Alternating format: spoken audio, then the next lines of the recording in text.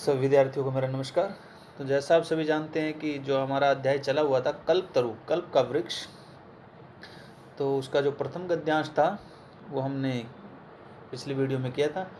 तो आगे का जो इसका शेष भाग है वो हम करेंगे। तो प्रारंभ करते हैं।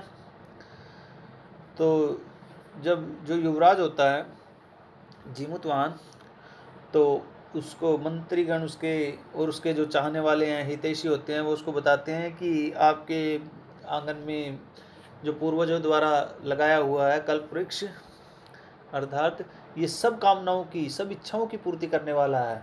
और इंद्र के प्रतिकूल होने पर भी, इसके साथ रहने पर इंद्र हमारा जो है वो कुछ भी नहीं बिगाड़ सकता। उसके आगे का वर्णन है, एतत् आकर्ण्य जीमूतवान अचिंत्यत। एतत् आकर्ण्य, यह सुनकर या यह जानकर, जीमूतवान अचिंत्य, जीमूतवान सोचने लगा है। जीमूतवान ने सोचा, अहो ईदृशम अमर पादपम प्राप्यपि पूर्वै पुरुषै अस्माकं तादृशम फलम किमपि न प्राप्तम। अहो अरे, अहो अरे, ईदृशम ऐसा, अमर पादपम मैंने अमर, पादप मैंने वृक्ष, अर्थात ऐसे अमर वृक्ष को प्राप्त करके भी, पूर्वे पुरुषई, अर्थात जो हमारे पूर्वज थे, जो हमारे पूर्वज थे, अस्माकम तादृशम फलम किमपि न प्राप्तम, अर्थात ऐसा कोई भी फल उनके द्वारा प्राप्त नहीं किया गया। किंतु केवलम कश्चिदेव कृपणे कश्चिदपि अर्थ अर्थितः। किंतु केवलम, किंतु या परंतु, कश्चिदेव कृपणे, कृपणे पर्यायवाची है कंजूस का, किंतु उन कंजूसों के द्वारा कुछ, अर्थात थोड़ा ही, कश्चिदपि थोड़ा ही, अर्थ मैंने अर्थ अर्थित धन जो है वो प्राप्त किया गया। उन कंजूसों के द्वारा जो धन है, अर्थ अर्थ पर्यायवाची है धन का, तो अर्थिता मैंने ग्रहण करना, अर्थात उनके द्वारा जो थोड़ा धन है वो ही मांगा गया या याचना की गई, प्राप्त किया गया। तद अहम अस्मात् कल्पतरो अभीष्टम साध्यामि इति। तद अहम, तो तद अहम अतः मैं इस, तद अस्मात् इस वृक्ष, अर्थात इसलिए, कल्पतरु मैंने इस कल्पतरु से, अभीष्टम मैंने बहुत बड़ी, साध्यामी ने अभीष्ट मैंने बहुत बड़ा फल, साध्यामी मैंने साधना करता हूँ, इससे मांगता हूँ, सिद्ध करूंगा। एवं आलोच्य स पितु अंतिकम आगच्छत, ऐसा सोच करके वह अपने पिता के पास आया। आगत्य च सुखमासीन पित्रम एकांते न्यवेद्यत, आकर के सुखपूर्वक, सुखमासीन सुखपूर्वक बैठे हुए, पित्रम एकांते अपने पिता से एकांत में, निवेदित मैंने निवेदन किया। तात कि हे पिताजी, त्वम तु जानासि, कि तुम तो क्या आप जानते हैं, एव यदस्मिन् संसार सागरे आशरीरमिदम इदम सर्वधनम विचिवचंचलम, अर्थात कि हे पिताजी आप तो जानते हैं, इस संसार में, संसार सागरे, इस संसार में, आशरीर इदम, अर्थात इस शरीर की भांति जो धन है, सर्वधन जो संपूर्ण धन है वो चंचल है, अर्थात लहरों की भांति जो है वो चंचल है। इस संसार में, संसार रूपी सागर में जो शरीर सहित जो सारा धन है वो कैसा है, चंचल है, चलायमान है, कभी भी एक स्थान पर नहीं ठहरता। एक है परोपकार एव अस्मिन् संसारे अनश्वर यो युगांत पर्यंतम यशः प्रसूते। एक है, एक परोपकार ही, एव ही, अर्थात एक परोपकार ही इस संसार में, अनश्वर होता है जो कभी भी नष्ट ना हो, इस संसार में एक परोपकार ही अनश्वर है जो कभी भी समाप्त नहीं होता। युगांत पर्यंतम यशः प्रसूते, जो युग के अंत तक जो है यश, सिद्धि फैलाता रहता है। तद अस्माभि ईदृश कल्पतरु किमर्थम रक्ष्यते, तो हम फिर इस ऐसे कल्पतरु की जो है रक्षा क्यों कर रहे हैं।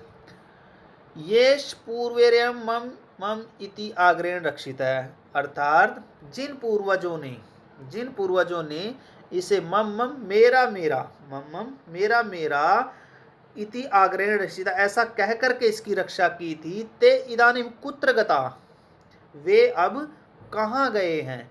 कुत्र का अर्थ होता है, कुत्र अव्यय है, कहाँ, गता मैंने गए, अर्थात वे अब कहाँ गए, तेषाम कस्याम अर्थात उनमें से यह किसका है, अस्या वाक्यते या वे इसके कौन है, तस्मात् परोपकार फल सिद्धे तवज्जय इमं कल्पाद्वम आराध्यमि।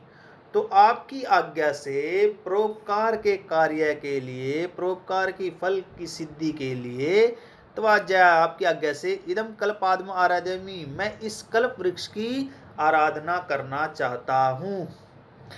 अत पित्रा इति अभ्यनुजात, अथ इसके पश्चात, अर्थात इसके पश्चात, इति अभ्यनुजात स जीमुतवान है कल्पतरुम उपगम्य उवाच, इसके पश्चात पिता से आज्ञा लेकर के, आज्ञा ग्रहण करके, पिता के द्वारा ऐसी आज्ञा दे करके, स जीमुतवान मैंने वह जीमुतवान, कल्पतरुम उपगम्य उवाच कल्पतरु के पास जा करके, उसके समीप पहुंच करके जीमुतवान ने कहा, देव तव्य अस्मत् पूर्वेशाम अभीष्टा कामा पूरिता, कि हे देव तुम्हारे, अर्थात तव्या तुम्हारे द्वारा, अस्मत् पूर्वेशाम अभीष्टा कामा पूरिता हमारे पूर्वजों की बहुत सारी अभीष्ट इच्छाएं जो है वो पूरी की गई हैं, तन्मेकम कामम पूरी है मेरी भी एक इच्छा पूरी कर दो, यथा पृथ्वी अदरिद्राम पश्यामि तथा करोतु देव, अर्थात इस पृथ्वी को, इस धरती को, इस धरा को दरिद्रिम निर्धनों से रहित कर दो, हे देव एवं वादिनी जीमुत्वाने त्वक त्यक्तस्त्वया एषो अहम यातो अस्मि इति वाक् तस्मात् तरो उद्भूत, अर्थात कि एवं वादिनी जीमुत्वाने, जीमुत्वान के ऐसा कहते ही, जीमुत्वान के ऐसा कहते ही, त्यक्तस्त्वया एषो अहम यातो अस्मि, अर्थात कि उस वृक्ष से क्या निकली, वाणी निकली, और उसने कहा कि तुम्हारे द्वारा, त्यक्त मैंने त्यागना, छोड़ना, त्याग करना, कि तुम्हारे द्वारा त्यागा हुआ मैं जा रहा हूं, इति वाक् तस्मात् तरो उद्भूत, उस वृक्ष ने ऐसा कहा, क्षणेन च स कल्पतरु, क्षण भर में दिवम समुत्पत्य भुवि तथा वसुनि अवर्षत यथा न कोऽपि दुर्गत आसीत्, अर्थात क्षण भर में ही उस कल्प वृक्ष ने क्षण भर में ही स्वर्ग की ओर जाकर के दिवम समुत्पत्य उड़ करके, अर्थात दिन में ही, भूवि पृथ्वी पर, तथा वसूनी अवर्षत यथा न कोपी दुर्गत आसित, अर्थात इतनी धन की वर्षा की कि कोई भी निर्धन नहीं रहा, आसित मैंने नहीं रहा था, ततस्त्य जीमुत्वानस्य सर्वजीवानुकंप्य सर्वत्र यश प्रतिदम, ततस्य उसके पश्चात, अर्थात इस प्रकार सब प्राणियों पर उस जीमुतवान की दया के कारण जो उसका यश था, जो उसकी प्रसिद्धि थी, सर्वत्र मैंने वो सब जगह फैल गई। तो ये हमारा अध्याय था कल्पतरु, इसकी जो व्याख्या थी वो हमने संपूर्ण की। तो आगे की वीडियो में इसका जो अभ्यास कार्य है उसको पूरा करेंगे। तो सभी विद्यार्थी इसको अच्छी प्रकार से देखेंगे वीडियो को, ये जो अध्याय का गद्यांश है और सरलार्थ है इसको याद करेंगे, और जब इस सरलार्थ की व्याख्या के लिए PDF जाएगा तो आप सभी ने इसको लिखना है। धन्यवाद।